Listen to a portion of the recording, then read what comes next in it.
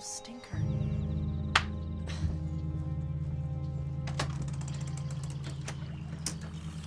We will go swimming after breakfast. Come on.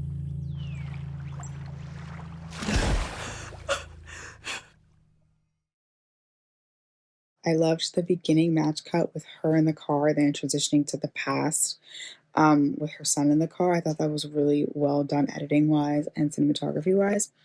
I really love this yellow color palette because I feel like yellow can honestly mean so many different things. Sometimes it comes across as like bright and happy and whatnot, and other times it feels very solemn and very like melancholy and gloomy. So I think based on the actress and how she was acting and how the scene was playing out, whether or not it was like the past or the future, I feel like it was different shades of yellow. And even based on like how she was acting, I feel like the vibe of the yellow would change too. So I thought that was really cool. I loved the intermittent flashbacks as she tells the story. I think it was a really great way for us to get to know her and also to see what we think happens and then we find out what actually happened. I thought that was really great. I think the effect of the medium's black eyes and the prominent veins, like when that demon thing was possessing her, I think it looks so cool. So visual effects wise, that was really great.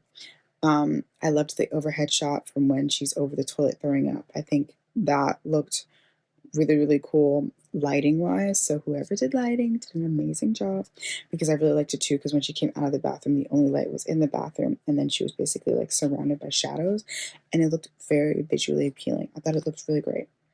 Um, I think going back to visual effects wise, the monster looks so cool, especially when it was coming out of the water and whatnot. I think it looked really great. And overall, I think plot wise, I thought it was very interesting how kind of like the cycle continues. I thought the effects, practical makeup, were effective and scary.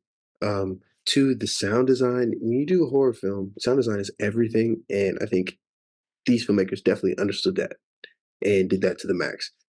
Um, Also, the lighting and cinematography.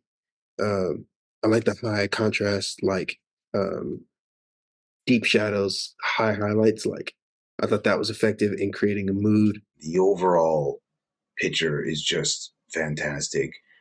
It's a great horror story. It's told well, so it's written well. It's performed well. Great direction and all that. And then also just on the art side, the wardrobe and dressing and all that. To even in post production, the color. Really, it's just such a casually but thoughtfully stylized piece that really is it's just excellent. Everyone in all departments were at the top of their game with this one. This was a really well written film. It was really well done. You could feel this woman's grief coming across the screen, and you could tell why she's doing what she's doing. That she'll do anything to be with her son again. That she just wants to know why, what happened, because it gives the feeling that he's a good boy. Why would this be the one time he doesn't listen to mom? And it's more like, did you really want to know the answer? But clearly, she wanted to be with him, and that's it.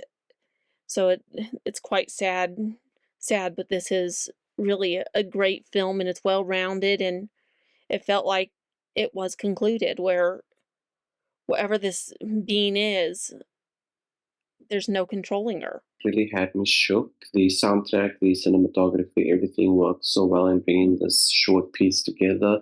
The ending was crazy, but I loved how it shows this repetitive piece of whoever visits the lake ends up staying there and just sitting around as spirits.